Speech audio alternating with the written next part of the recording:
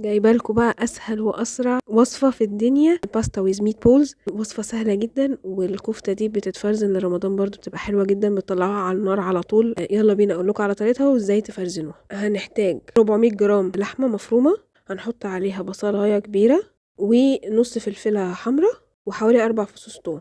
عموما كفتة الميت بولز بيبقى خضارها كتير شوية عن اللحمة، يعني الخضار نسبة الخضار للحمة بيبقى أكتر. هنديهم طحنة كده حلوة لغاية ما ينعموا خالص في الكبة. بعدين هروح حاطة عليهم معلقة صغيرة بابريكا، ملح وفلفل وبهار حلو وجوز الطيب. هديهم طحنة تانية في الكبة لغاية ما البهارات تدوب خالص. وبعدين ابدأ انزل اللحمة بتاعتي، وبعد كده والكبة شغالة هنزل معلقتين كبار او 3 من بقسماط. اول ما اللحمة تلف تبقى عجينة، هروح نحطها في طبق كده في بولة في التلاجة لمدة نص ساعة بس تتشمع. وبعد كده هحضر بقى الباستا.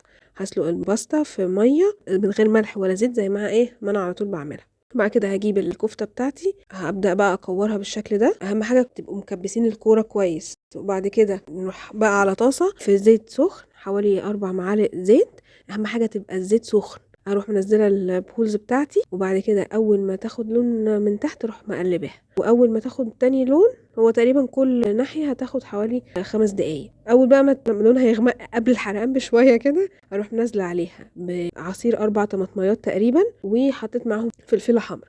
التوابل حطيت معلقة ملح وفلفل اسمر ورشة سكر. بعد كده اول ما الصلصه تبدا تتقل كده وغماء زي ما انتم شايفين كده تبقى صوص، هبدا انزل بالمكرونه واقلب كله مع بعض لغايه ما المكرونه تشرب كل الصوص اللي موجود. وبعد كده اقدمها وبالهنا والشفا. ممكن تحطوا ترش عليها جبنه بارميجان، او زي ما قلت لكم قبل كده جبنه رومي، بتأدي نفس الغرض، وهما الاثنين واحد. وبس. وقدمتها مع حبه بطاطس محمرين، طعمها حلو جدا جدا. ودي لازم الاكله دي تاكلوها بجد، اكله سهله وسريعه بجد، هتعجبكم قوي.